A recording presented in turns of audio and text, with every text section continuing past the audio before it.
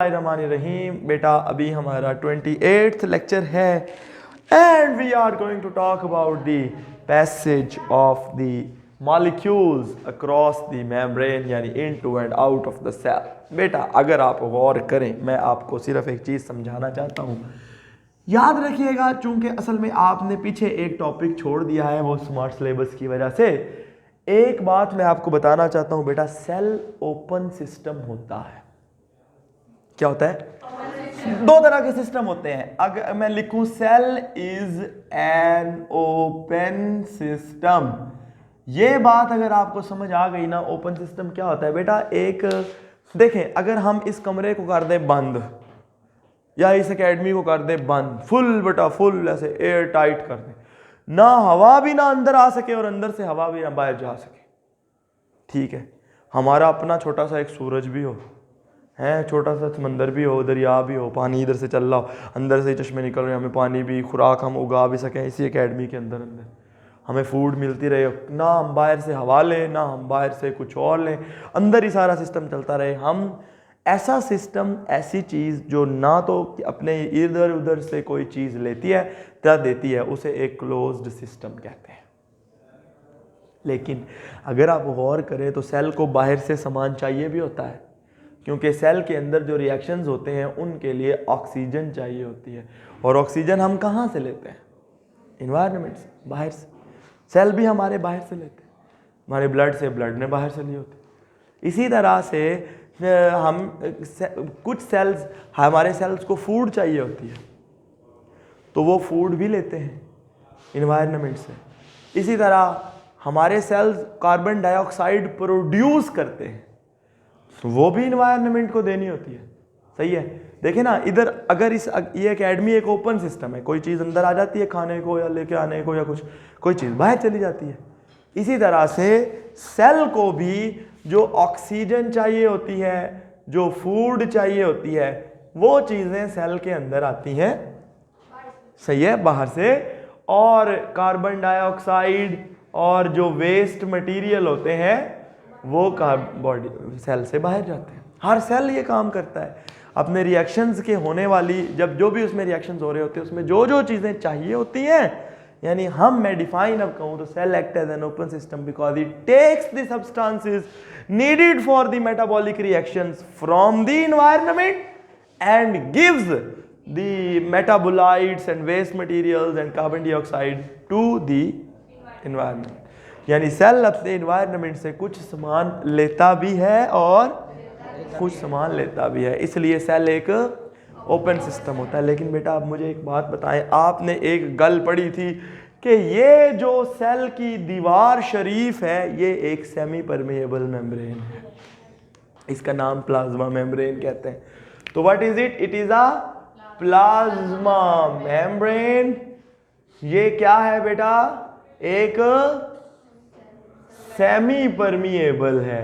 और अगर आप दोबारा से रिकॉल करें तो मैंने आपको बताया था कि सेमी परमिएबल मेम्ब्रेन का मतलब क्या?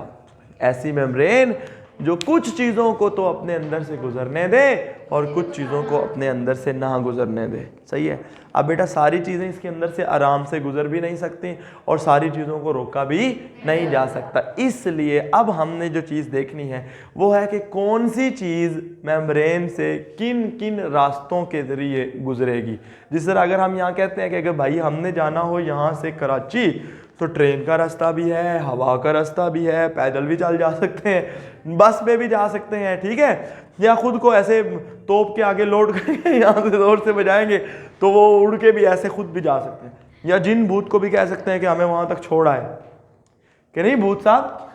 तो हम समझ रहे हैं ना जी बात को। अगर पैसे ना हो तो बंदा कहे भूत को क्या। अच्छा खैर सुने, तो प्लाज्मा मेम्ब्रेन एक सेमी परमिएबल मेम्ब्रेन है। इसी तरह बेटा कुछ चीज़ें इसके अंदर कैसे आएंगी और बाहर कैसे जाएंगी, उसके लिए भी मुख्तलिफ तरीके हैं।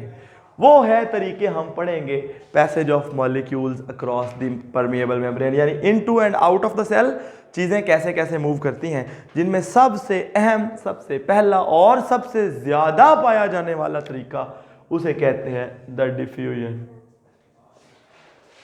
क्या कहते हैं बच्चों? डिफ्यूजन। मैं अगर डेफिनेशन लिखूं तो हम कहेंगे बेटा it is the movement of substances from higher concentration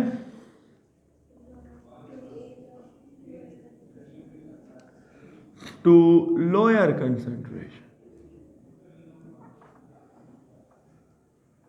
सही है, विदाउट एक्सपेंडिचर ऑफ, बेटा शोर ना करें, expenditure of energy.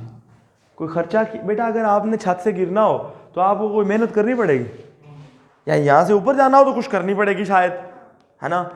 Higher concentration, ये एक तरफ पानी, अगर एक तरफ कोई चीज़ ज़्यादा है, अगर आप देखते हैं कभी आपने एक ये चीज़ ली है, देखें आप, सही है, और इसमें पानी भर दिया और यहाँ पे एक पानी है सारा, यहाँ पे आपने छोटा सा एक स्याही का ऐसे ड्रॉप फेंक दिया, वो आहिस्ता आहिस्ता खुद ब खुद ही फैलना शुरू हो, ये पूरा पानी नीला या ब्लैक या जो भी स्याही होगी वो हो जाएगा। इसी तरह अगर आपने कमरे के इधर परफ्यूम को हल्का सा छिड़क दिया तो यहाँ से पूरे कमरे में हवा उसकी खुशबू फैल जाएगी, क्योंकि चीज़ें इधर ज़्यादा थी उधर कम थी। Substances move from higher concentration to the lower concentration. बेटा जब चीज़ें अपने हायर कंसंट्रेशन से लोअर कंसंट्रेशन की तरफ मूव करें ना, यानी फ़र्ज़ किया हम इधर लिख देते हैं, सिर्फ आसानी के लिए बेटा लिख रहा हूँ मैं, ये कोई ग्राफ नहीं है। जब कोई चीज़ अपने हायर कंसंट्रेशन से लोअर की तरफ मूव करे ना तो इसको हम कहते हैं कंसंट्रेशन ग्रेडियंट के अलोंग। क्या कहते हैं? इसको हम कहते हैं अलोंग द कंसंट्रेशन ग्रेडियंट। सही है, समझ आ गई बात की। आप ये वाला लफ्ज, यही तीनों लफ्ज आप यहां पे भी लिख सकते हैं, यहां पे, ठीक है। Lower concentration comma along the concentration gradient without expenditure of energy, ये पूरी डेफिनेशन बन जाएगी। सही है, समझ आ गई। एक बात आपने और याद रखनी है बेटा, जो चीजें, अब कौन कौन सी चीजें मूव करेंगी मेम्ब्रेन के अक्रॉस इस मेथड के जरिए, तो याद रखना है बेटा, जो भी चीज बाहर ज्यादा है, मसलन कोई गैसेस, तो सबसे पहली बात गैसेस छोटी होती है ना, फिर ग्लूकोज मॉलिक्यूल्स, ठीक है, छोटे छोटे अमाइनो एसिड्स वगैरह, जो चीजें साइड में छोटी होती हैं साइज में। चौथी, हर वो चीज जो लिपिड सॉल्युबल हो, यानी वो चीज जो लिपिड्स के अंदर, क्योंकि ये मेम्ब्रेन लिपिड बाइलेयर होती है ना, वो लिपिड्स की लेयर, तो लिपिड सॉल्युबल सब्सटेंसेस, ये वो चीजें होती हैं, हर वो चीज जिसका साइज छोटा हो और उसके पास चार्ज ना हो उसके ऊपर, ये ना हो उसके ऊपर कोई चार्ज हो जिसकी वजह से फिर मसला हो जाएगा, ठीक है। साइज में छोटी हो, गैसेस वगैरह साइज में बहुत छोटे मॉलिक्यूल होते हैं, ग्लूकोज भी इतना बड़ा नहीं है, अमाइनो एसिड्स भी, और लिपिड सॉल्युबल सब्सटेंसेस भी। पानी इसमें एक एक्सेप्शन है, पानी को तो कोई भी मेम्ब्रेन नहीं रोकती, वो हम उसके लिए सेपरेट ऑस्मोसिस का लफ्ज पढ़ेंगे, ठीक है जी। समझ आ गई बेटा बात। अब पहले आपने डिफ्यूजन की डेफिनेशन पता कर ली, फिर आपने इन चीज़ों की पता कर ली। ये सबसे कॉमन मेथड है जो कि चीज़ें जो भी सेल के अंदर आती हैं और जाती हैं वो इस रास्ते से जाती हैं। सही है, यानी समझ आ गई ना। तो वो आराम से, जो ऑक्सीजन है इसका मतलब है ऑक्सीजन भी इसी रास्ते से आएगी, ग्लूकोज भी, ठीक है, अमाइनो एसिड्स भी, लिपिड सॉल्युबल सब्सटेंसेस भी। ये एक ऐसा प्रोसेस है जो 0 केल्विन यानी -273 डिग्री सेंटीग्रेड, ये बेटा 0 केल्विन होता है ना, केल्विन में अगर किसी चीज को कन्वर्ट करना हो तो डिग्री सेंटीग्रेड प्लस 273, 273 जमा कर लेते हैं तो वो केल्विन टेम्परेचर का एक स्केल है, जिस तरह पता है ना आपको इस बात का, हाँ ठीक है। तो ये उस प्रोसेस से ऊपर, इतने टेम्परेचर के ऊपर यानी 0 केल्विन से ऊपर अगर कोई भी चीज़ होगी, सही है, तो यानी टेम्परेचर उसका होगा तो चीज़ें डिफ्यूजन से मूव करती रहेंगी। एक बात आपने याद रखनी है, जैसे जैसे टेम्परेचर कम करते हैं डिफ्यूजन की स्पीड भी कम होती रहती है। ये बात तो सही, ठीक है जी, क्लियर होगी बात। तो ये आपने पता कर लिया। अच्छा एक बात और याद रखिएगा कि अगर आप गौर करें बेटा ये डिफ्यूजन है ना, कि ग्लूकोज अंदर आ रहा है। आपको पता है यहां अंदर भी तो ग्लूकोज है ना, लेकिन जो बाहर से आने वाला ग्लूकोज है वो ज्यादा अंदर आ रहा है क्योंकि अंदर कम है, बाहर यहां पे ग्लूकोज की कंसेंट्रेशन बाहर क्या है, हाई, सेल के अंदर कम। तो यहां पे लेकिन ग्लूकोज आ गया ना, तो ऑब्वियसली यहां पे भी तो ग्लूकोज है, थोड़ा सा ग्लूकोज बाहर भी जाएगा, लेकिन इनकमिंग जो होगा वो आउटगोइंग से ज्यादा होगा। समझ रहे हैं ना? जिस तरह आप समझे कि इस कमरे के अंदर जो है वो लोग हैं 5 हैं, तो इन 5 में से एक बाहर चला जाता है लेकिन बाहर से 4 अंदर आ रहे हैं, तो कमरे में ओवरऑल तो लोगों की तादाद बढ़ेगी। सही है? तब तक बढ़ेगी जब तक ये हायर कंसंट्रेशन ये थोड़ी लो होके ये थोड़ी हाई नहीं हो जाती, फिर ये थोड़ी और लो होके थोड़ी और हाई नहीं हो जाती। यानी समझे जब तक दोनों जगहों के सेल के अंदर और सेल के बाहर बराबर बराबर नहीं हो जाती ना कंसंट्रेशन। बेटा एक चीज होती है कंसंट्रेशन, ये वाला कॉन्सेप्ट आपको आना चाहिए। ये मैं आपको देखो मुझे एक बात बताओ कि ये एक मेरे पास बर्तन है, मैं सिर्फ समझाने के लिए ये बना रहा हूं क्योंकि वैसे तो ये है एक बड़ा कॉन्सेप्ट है, फर्स्ट ईयर का है, लेकिन आपको पता होना चाहिए क्योंकि ये जरूरी है। एक लफ्ज होता है बेटा, एक होता है अमाउंट मिकदार, एक होती कंसंट्रेशन। ये थोड़ा सा डिफरेंट है। देखिए यहां पे आपने इसमें है पानी 2 लीटर, ठीक है, और इसमें आपने 10 ग्राम नमक डाल दिया। सही है? 2 लीटर में 10 ग्राम नमक डाल दिया, और इसके अंदर क्या है 1 लीटर, और 1 लीटर में आपने 7 ग्राम नमक डाल दिया। बेटा अमाउंट, नमक की अमाउंट किस में ज्यादा है, ए में कि बी में? यस। और कंसंट्रेशन किस में ज्यादा है, बी में। भला क्यों? देखो ये 10 ग्राम 2 लीटर में था, मतलब 5 ग्राम इन 1 लीटर, और ये 7 ग्राम इन 1 लीटर है क्योंकि ये इसमें पानी ही 1 लीटर है। ये कंसंट्रेशन होती है। यानी कंसंट्रेशन जब पर ml या पर लीटर की बात आ जाए ना, यानी एक चीज की टोटल मिकदार एक खास वॉल्यूम के अंदर, यानी 1 गिलास में 2 चम्मच चीनी, या आप कहें मैंने पानी में 2 चम्मच चीनी डाल दिया, पानी कितना था आपको नहीं पता, ये आपने 2 चम्मच अमाउंट डाली है। और जब आप कहें मैंने 1 गिलास में इतने ml पानी था, उसमें मैंने 2 चम्मच यानी इतने ग्राम चीनी डाल दी है, तो इसको हम कंसंट्रेशन कहते हैं। समझ आ गई बात की? इसलिए कभी भी इस कॉन्सेप्ट को घुमा के अक्सर सवाल आ जाते हैं, कभी भी आपने इस कॉन्सेप्ट को कंफ्यूज नहीं करना। क्या कॉन्सेप्ट है? इधर देखो कि कंसंट्रेशन क्या होती है, ये इसके अंदर पर ml, पर डेसीलीटर या पर लीटर या कुछ भी, ये कोई ना कोई कॉन्सेप्ट जरूर होगा, उसके साथ होगा। और यानी इसका मतलब है अमाउंट ऑफ द सोल्यूट। अगर हम कंसंट्रेशन की बात करें तो हम कहेंगे द क्वांटिटी या क्वांटिटी ऑफ द सोल्यूट। ये तो वैसे हो गया, पर यूनिट ऑफ सॉल्यूशन। कोई भी यूनिट हो सकता है, वो ml हो सकता है, डेसीलीटर हो सकता है, और भी हो सकते हैं, हमें उससे कोई लेना देना नहीं है। जहां पे फर्ज किया मैंने, यहां लीटर बनाया था, आप इसको पर ml वो डिवाइड करके 1000 से मल्टीप्लाई करके आप इसको पर ml भी कर सकते हैं डिवाइड करके। समझ गए ना? तो ये आपको लग गया पता कि भाई ये क्या चीजें हैं सर, लेकिन कंसंट्रेशन का आपको पता चल गया। यहां पे भी बेटा कंसंट्रेशन की बात होगी, अदरवाइज हमेशा ये सेल के अंदर तो मैक्सिमम थोड़ा सा पानी होता है ना, तो सेल के हमेशा बाहर जो है वो ग्लूकोज ज्यादा ही होगा। लेकिन अगर उस ग्लूकोज की कंसंट्रेशन, क्योंकि बाहर ब्लड है और ब्लड लीटरों के हिसाब से है, सेल के अंदर तो थोड़ा सा सामान है, तो अगर बाहर की कंसंट्रेशन अंदर की मैंने यहां फिर से कंसंट्रेशन का लफ्ज लिखा था, अगर बाहर की अमाउंट नहीं, क्वांटिटी नहीं, बाहर की कंसंट्रेशन अंदर की कंसंट्रेशन के बराबर हो जाएगी, तो हम कहेंगे कंसंट्रेशन ग्रेडियंट नहीं रहा। कंसंट्रेशन ग्रेडियंट होता क्या है? The difference between concentration on 2 points. दो डिफरेंट, इधर और इधर की कंसंट्रेशन में जितना फर्क है, that is the concentration gradient. समझ आ गई बात की? ये कॉन्सेप्ट अगर नहीं समझ आया तो मैं दोबारा रिपीट करने को तैयार हूं, मुझे बता दो जी, वरना मैं सवाल पूछता हूं। जिसको नहीं समझ आया हाथ खड़ा करें। आ गया सबको? अच्छा जी, क्या हुआ कि देखो बेटा, एक होती कंसंट्रेशन। अगर आप कंसंट्रेशन क्या होती है? दी quantity of the solute, amount of the solute per unit, कोई भी यूनिट, यानी 1 लीटर या 1 ml या 1 ग्लास, कोई आपकी मर्जी है, आप जो मर्जी का समझ लें, per unit of the solution. अगर ये ना गिने, इसको खत्म कर दे सिर्फ ये, तो ये सिर्फ अमाउंट या क्वांटिटी रह जाती है।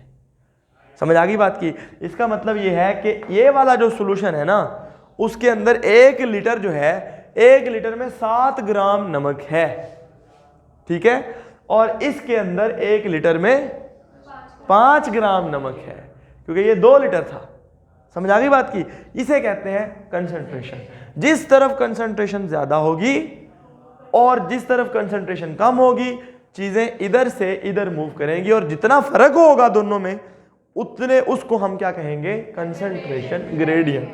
और जब कोई चीज हायर कंसंट्रेशन से लोअर की तरफ मूव कर रही हो, तो हम कहेंगे ये along the concentration gradient move कर रही है। सही है जिक्रिया? ठीक है। अगली बात याद रखिएगा बेटा कि जो डिफ्यूजन होती है इसमें कोई खर्चा नहीं करना पड़ता, इसलिए ऐसी डिफ्यूजन, ऐसा प्रोसेस, ऐसी मूवमेंट जिसमें कोई एनर्जी खर्च ना करनी पड़े, उसे हम पैसिव ट्रांसपोर्ट कहते हैं। क्या कहते हैं? ये आपने याद रखना है कि ये एक पैसिव ट्रांसपोर्ट है सेल के अच्छा, एक और बात याद रखिएगा, यहां पे अगर कोई चीज बनी है यहां पे सेल के अंदर ही, तो वो इधर तक भी जाएगी तो कौन से प्रोसेस के जरिए जाएगी? डिफ्यूजन के जरिए। कैसे जाएगी? डिफ्यूजन के जरिए, यही प्रोसेस के जरिए।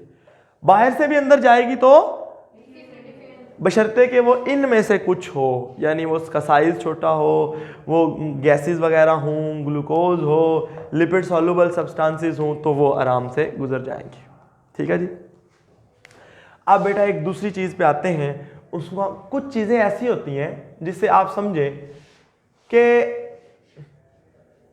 अगर आप गौर करें, फैसिलिटेटेड डिफ्यूजन नाम से जाहिर है इसमें कोई फैसिलिटेटर होगा, कोई दरमियान में चीज हो। समझे कि आप तो आराम से छोटे साइज के थे, आप इस डब्बे में से, दरवाजे में से आराम से आ गए, ठीक है, आप भी आराम से आ गए, आप तो वैसे ही जाली में से भी आ जाएंगे, ठीक है। लेकिन एक बंदा बहुत मोटा है, अब वो कैसे आएगा? उसका साइज बड़ा है। एक दूसरा बंदा है, ये मेम्ब्रेन के ऊपर फर्ज किया, मेम्ब्रेन पे पॉजिटिव चार्ज है, उस बंदे पे भी पॉजिटिव चार्ज है, तो फिर कैसे वो नजदीक भी नहीं आएगा। या मेम्ब्रेन पे नेगेटिव चार्ज है, उस पे भी नेगेटिव चार्ज है, तो सेम चार्जेस तो एक दूसरे को रिपेल करते हैं ना, वो नहीं आ पाएगा। उसका साइज बड़ा, यानी कुछ चीजें ऐसी होती हैं जो अपने साइज की वजह से, अपनी शेप की वजह से, या अपने चार्ज की वजह से, या अपनी सॉल्युबिलिटी की वजह से, कुछ चीजें ऐसी होती हैं जो लिपिड्स से दूर भागती हैं, तो वो भी नहीं, वो भी लिपिड के करीब नहीं आएगी। ऐसी चीजें देखो, आना उसने हायर कंसंट्रेशन से लो की तरफ ही है। यानी अगेन इसकी डेफिनेशन लिखूंगा तो हम कहेंगे मूवमेंट कैसी होगी? वैसी जैसे मैंने सेम टू सेम लिखा है, मूवमेंट ऑफ दी सब्सटेंसेस, सही है, अलोंग द, वही फ्रॉम हायर कंसंट्रेशन, मैं सिर्फ इतना लिख रहा हूं, along the concentration gradient, but क्या होगा? हम कहेंगे विद द हेल्प ऑफ कौन? वो मैं अभी बताता हूं आपको। समझ आ गई बात की? चीजें ज्यादा से कम की तरफ ही आनी है, या अंदर भी अगर ज्यादा है तो अंदर से बाहर ही जानी है, लेकिन उसका साइज बड़ा है, या उसकी शेप ऐसी है, या उसका चार्ज उसके ऊपर है, तो वो चीज नहीं जा सकती। तो ऐसे मोटे बंदे को या चार्ज वाले बंदे को, अगर चार्ज वाला बंदा है तो उसको मैं अपने साथ छुपा के ले आऊं अंदर, यानी मैं यहां पे खड़ा हुआ हूं और मैं उसे कहूं कि तू आजा आजा आजा, और उसे यहां से गुजार दूं आराम से, है। या फिर मैं उसे कहूं कि भाई आपका चार्ज की वजह से आप नहीं आ सकते, आप मोटे बड़े हैं, तो मैं उसको मतलब ऐसे स्क्वीज करके दबा दबू के कहीं से गुजार लाऊं।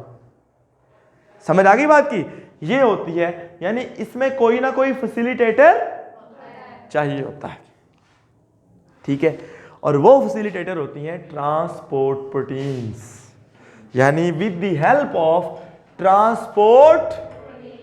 ट्रांस मेम्ब्रेन हम बात करते हैं ट्रांसपोर्ट प्रोटीन। बेटा अगर मैं आपको सामने दोबारा से एक बार थोड़ी सी लिपिड बाइलेयर दोबारा बना दूं ताकि आप समझने में आसान, ये दरमियान में गैप नहीं होते, मैं सिर्फ आसान जल्दी में बेटा बना रहा हूं, ठीक है ना।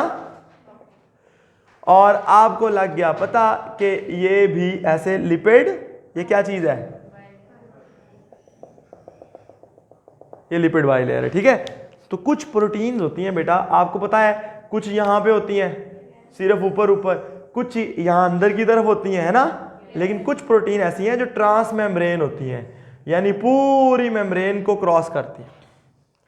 अब ये प्रोटीन, यानी इधर क्या है, हाई कंसंट्रेशन, इधर क्या है, ये इनसाइड ऑफ द सेल है, यानी साइटोप्लाज्म है, और ये बाहर है। यहां से चीज यहां आनी है, लेकिन इसकी मदद से अगर आ जाए तो इसको हम कहते हैं फैसिलिटेटेड डिफ्यूजन। और अगर यहां से चीज सीधी ऐसे आ जाए तो इसे क्या कहेंगे, डिफ्यूजन। समझ आ गई? साथ में आप लिखेंगे कि कौन कौन सी चीजें फैसिलिटेटेड डिफ्यूजन से आती हैं, जिनका साइज बड़ा हो, लार्ज साइज, या जो चार्ज्ड हो, या फिर जिनकी शेप जो है वो ना हो, या फिर लिपिड्स से दूर भागती हो, लिपिड्स के अंदर इनसॉल्युबल हो, लिपिड को क्रॉस ना होने देती। सही है। ऐसी चीजें किसी के साथ जुड़ के, कोई प्रोटीन की हेल्प लेके, तो दबादब अंदर या बाहर, दोनों तरफ, सिर्फ जरूरी नहीं कि सिर्फ अंदर ही आ जाए, बाहर भी जाते। ट्रांसपोर्ट बेटा इसकी एक एग्जांपल बड़ी मजे की होती है। एक चीज होता है, एक मॉलिक्यूल होता है जिसको हम कहते हैं पायरुविक एसिड, हम पढ़ेंगे। इसने माइटोकॉन्ड्रिया के अंदर जाना होता है, आप 7वें चैप्टर में पढ़ाऊंगा, ठीक है। उसने कहाँ जाना होता है, माइटोकॉन्ड्रिया, लेकिन माइटोकॉन्ड्रिया की मेम्ब्रेन उसको अंदर नहीं जाने देती। सही है। अब वो कैसे जाता है, वो एक और मॉलिक्यूल के साथ जुड़ जाता है खुद ही, उसका नाम होता है कोएंजाइम ए। तो ये दोनों मिलके एसिटाइल को ए बना देते हैं और अंदर घुसते हैं, जैसे ही अंदर जाते हैं कोएंजाइम ए वापस आ जाता है और उसको छोड़ आता है। बताओ, इतना सियाना है ना, ये बड़ा सियाना है। समझ गए जी बात की? ये आपको पढ़ाऊंगा, इसलिए अभी आपने टेंशन नहीं लेनी, लेकिन आपको लग गया पता कि जी कुछ ट्रांसपोर्ट प्रोटीन्स भी होती हैं जो चीज़ों को, इवन ट्रांसपोर्ट प्रोटीन तो ऐसी भी हैं जो चीज़ों को अलोंग नहीं, अगेंस्ट द कंसंट्रेशन ग्रेडियंट भी चला देती होती हैं। वो हम उसके बारे में पढ़ेंगे एक्टिव ट्रांसपोर्ट में। बेटा फैसिलिटेटेड डिफ्यूजन में भी चीज़ें अपने हायर से लोअर की तरफ मूव करती हैं, इसलिए यहाँ भी खर्चा नहीं होता। ये भी पैसिव ट्रांसपोर्ट है। बेटा टाइम कितना हो गया, कितना रह गया, जरा मुझे बताना। ओके चलो ठीक है, बाकी का फिर हम कल पढ़ेंगे। कल आप